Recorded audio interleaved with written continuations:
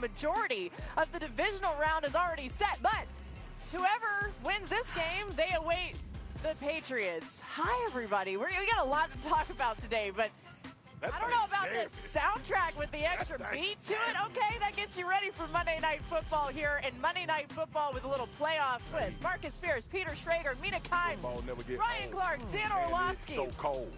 We about to roll. Oh. About to go down on NFL Live. Okay. We just arrived. The people outside giving all of us high fives. Turn up on that line. And we turn up on that line. Turn up. By the way, you also hired the win. And let me just say, you make me so happy. Marcus had no idea that music was coming, so that was just completely a freestyle right off the cuff. Boogie, that's what we call catching the beat. I caught it too. I caught maybe a slightly different beat than you did, and that's what makes this so amazing, okay? I feel like there's wind catching my spine right now. I know. It's a little chilly. It's football weather. Let's get you caught up on how we got to this point where, as I told you, the divisional round is mostly set. Dropped by A.J. Brown. Dallas Goedert comes up big. He's played huge for this team the entire season. Under a minute left in the game. Hurts passes to Devontae Smith across the middle. The ball hits off his hands, though. Incomplete. Eagles with one more chance. That ball's got to be on Devontae Smith's face mask to get caught.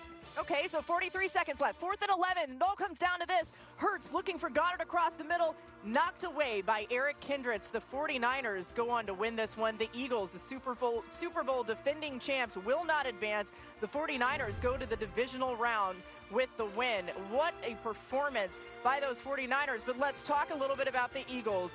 Jalen Hurts came out firing yesterday, going 11 for 14 for 93 yards on the Eagles' first 3 possessions of the game, leading the team to 13 points. But the Eagles scored just 6 points for the rest of the game as Hurts went 9 for 21 for 75 yards, less than 4 yards per attempt. And on 21 pass attempts, the Eagles got just 3 first downs in those final 7 drives. Here's Saquon Barkley after the loss. It's easy to be like, we expect to get to the playoff and it's going to change. And it just did it, you know. You tell me a time, we played, 18 games this year? You tell me a time on offense we put together 2 halves. But we just didn't. We just didn't do it. And it caught up to us. It caught up to us in the playoffs. And in the playoffs in the NFL, it's not the NBA. You don't get 7 games, best of 7. It's whoever's the best that day.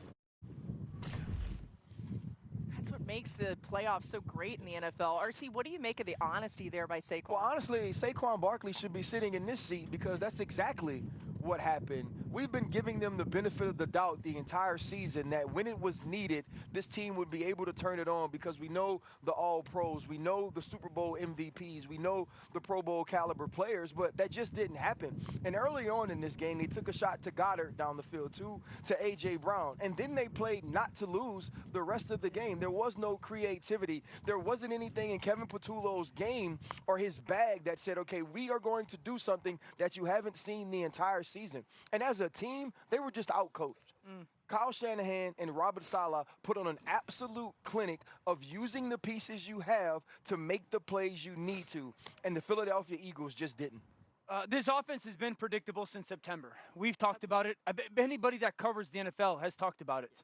The predictability got them beat.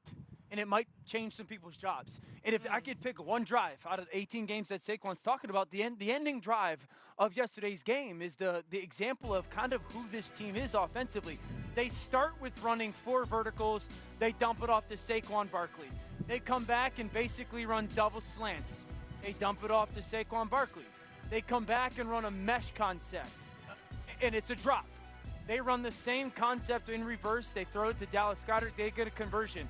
They try to run the same concept to Devontae Smith. The backside safety collapses, and then they go back to 4 verticals. And so the lack of adjustment, the lack of willingness to change, the lack of trying to figure out different ways to run stable concepts is something that we have emphasized on the show, and it just never evolved, and it caught up to him against the well-coached team. Why not give A.J. Brown on that last 4 verts an opportunity outside against Deommodore Lenoir? 100%. Move him, get him stacked, get him bunched, maybe a one-on-one ball, maybe a comeback, at least something rather than, I mean, you could see both of them, A.J. and Devontae. They're just running like this, I don't know. they're not expecting the football because it's not part of that it. was egregious. Yeah. Right? We paying that dude $100+ million.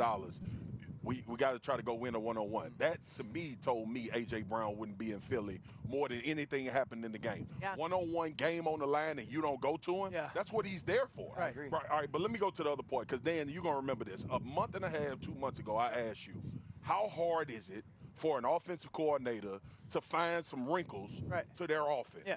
The last drive of this football game with 3 timeouts in your back pocket, you just went through the sequence. That's what you come up with? For the same place. We don't have – I was pissed off about not running the football in one of them situations when you know San Francisco is in prevent, no rush coming. What about a screen to Saquon? Your best player with the ball in his hands is in the backfield.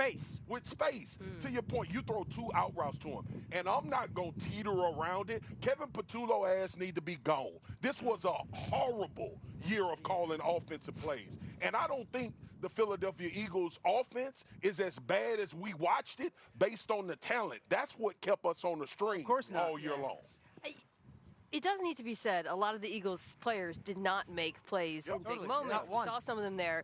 However, too much of this offense is saying, hey, go make a play. And that's the problem, because if you're depending on them to be perfect throughout the game, they're just not going to be. I think what was, because we've been talking about this all year long, and we're a broken record, but I think what was so egregious in this particular game was the opponent.